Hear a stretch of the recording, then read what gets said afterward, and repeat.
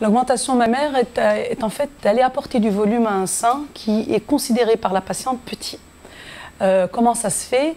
On utilise des prothèses de silicone qui nous permettent d'augmenter le volume. Le choix est très varié entre les tailles, la forme et bien sûr les marques de prothèses.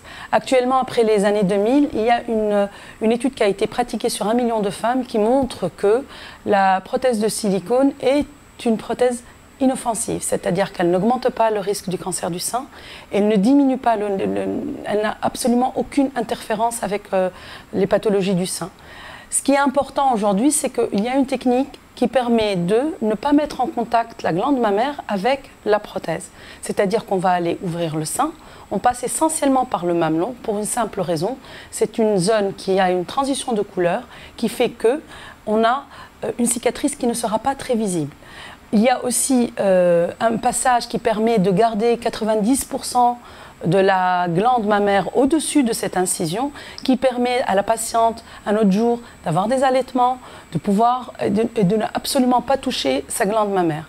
Ensuite, on aborde le muscle pectoral, on l'ouvre et on passe derrière ce muscle pectoral, de telle sorte qu'une fois il est cicatrisé, la prothèse arrive à faire une loge, une cicatrice autour d'elle qui l'isole de la glande mammaire. Donc il n'y a pas de corrélation, de contact entre la prothèse mammaire et la glande mammaire.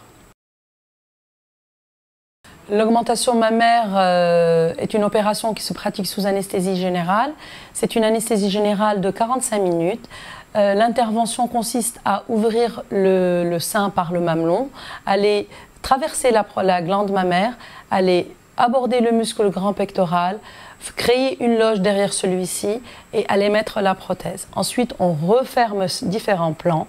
C'est une opération qui est un petit peu douloureuse à cause de la contracture qui est générée par la présence de la prothèse pour le muscle pectoral, mais c'est une douleur qui dure à peu près 1 semaine et qui disparaît.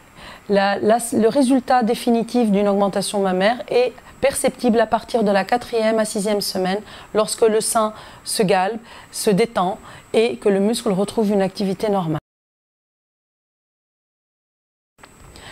En fait, le sein d'une femme, il arrive à maturation vers 4 à 5 ans après une puberté. Par contre, sur le plan psychologique, on s'est rendu compte que une femme qui considère que sa poitrine est trop petite et qu'elle ne fait pas partie et qu'elle ne lui fasse pas sentir qu'elle est femme, apporte une meilleure répercussion sur le plan psychologique que négative. Je m'explique. C'est-à-dire qu'une jeune fille de 18 ans ou de 16 ans qui présente de tout petits seins, qui ne se sent pas bien, qui se cache, qui a honte, est plus apte à se faire opérer, à mettre une prothèse qui lui donne sa féminité et ça la sauvera sur le plan psychologique. Ça lui permettra de gagner plusieurs années d'assurance parce qu'elle va se sentir enfin une femme normale comme les autres.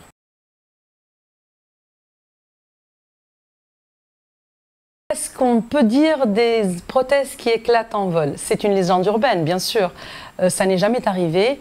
Les avions, ils sont sous pression. Ils ont la même pression que quand on est à terre. Donc, il n'y a absolument aucune chance ou risque pour que ça arrive.